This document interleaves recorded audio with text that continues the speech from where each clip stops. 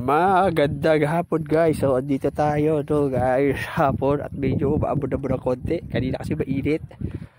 So dito tayo. Kasama ko yung mga pamangkin ko. May kasi nandito na sila bike. So mag-alagay ako ng abono. Hanggang didiligan natin. So samahan nyo ako.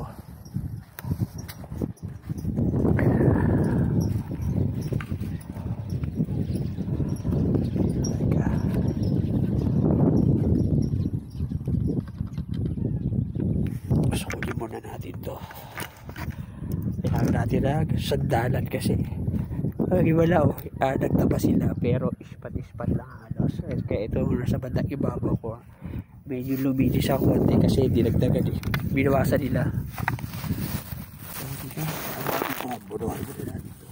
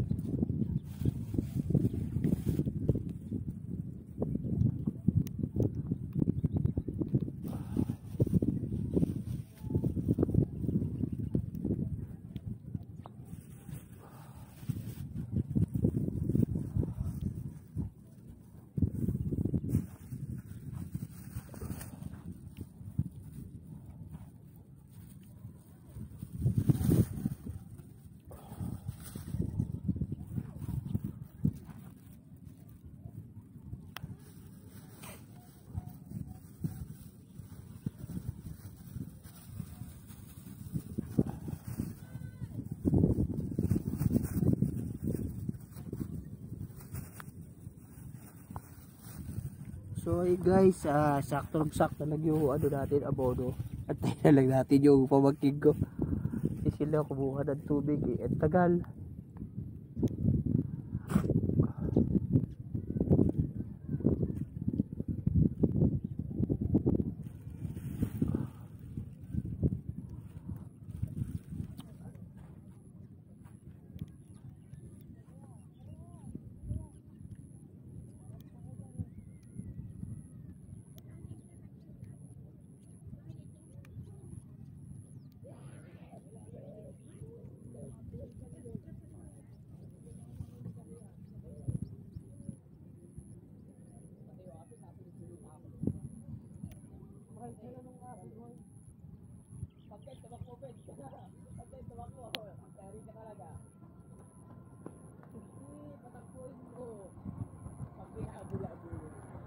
Ba't mo kumuha? Teka. Kumuha pa dito. Ha? Kumuha pa. Eh, dito sa drum, sana kinumpog mo na lang doon. Meron pa nga. Hindi, pwede naman kunin mo yung hose eh. Kasi hindi naman yung mauubos na yung tubig yung drum eh. Kaya tinanggal ko yung hose. Sabi ko, oh, tagal ka ako doon.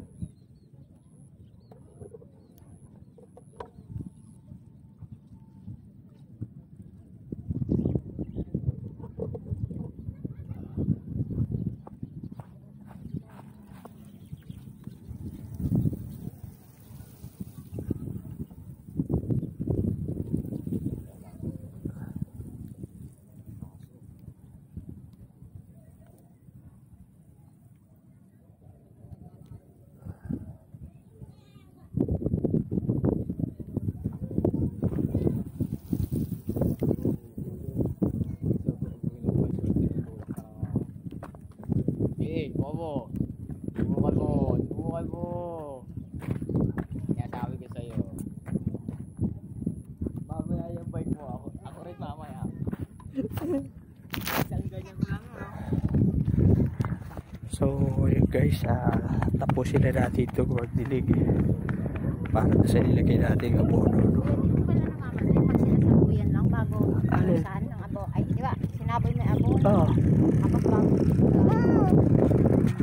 Mas maganda pa nga yun eh, kaysa yung kinakaraw nyo, tataka ako kinakaraw nyo. Kasi pagka yung napatapag yung timpla nyo dyan, mas mababatay yung damo. Ito kasi pasabog siya, kaya pagka yung tatabaan niya, medyo kalat na agad siya. Mas makakatipid pa kayo. At saka pagka ano kayo, maglalagay kayo ng abono, pagka yung nagdidilaw lang yung dahon, huwag na kayo mag-aabono kasi kayo rin yung mapapagod pagka lagi yung inaabonohan yan, mabilis sumaba yung pinakadahon, lagi kayo magugupit. Pati yung damon ligaw na kasama dyan, pag naabonohan nyo, mas mabilis lalaki.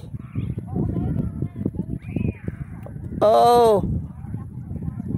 So ayun, kita nyo, ano sila na, kasi nga yung iba rito talaga, natatawa kasi ako rito sa mga nagbi-maintenance po dito.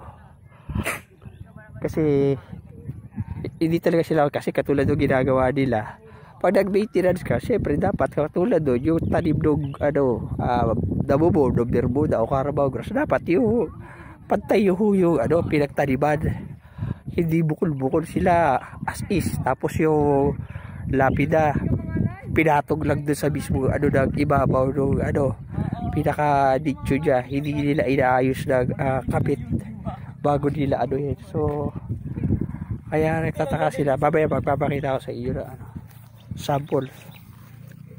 So ayun ho, tapusin na muna natin ito ating video na to. Sana ho na gusto nyo. Maraming salamat sa panonood. Thank you for watching. God bless.